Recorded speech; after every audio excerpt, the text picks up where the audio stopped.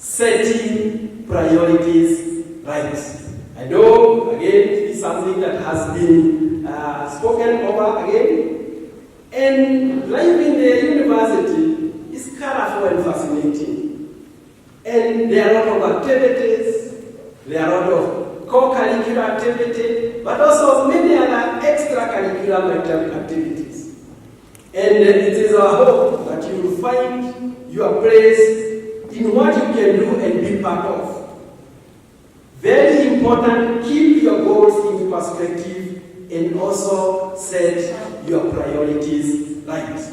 And I want us to draw some wisdom from 34th President of the United States of America, President Dwight Eisenhower, who was president from 1953 to 1961.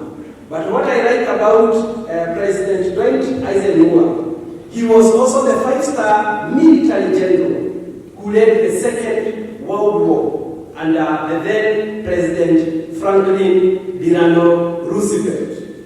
And that was one of the biggest wars, actually the biggest that ever has been fought. And in military, there's something they call military precision that is very important. So, President Dwight Eisenhower, he would say, and I quote, "I have two kinds of problems, the urgent and the important. The urgent are not important, but the important are not urgent." I know some of you may have encountered the Eisenhower Matrix, but it's all about priorities, because there are things that are urgent and important. And I want to believe more than ever in your life, this issue of prioritizing has become very important and very practical in your university life.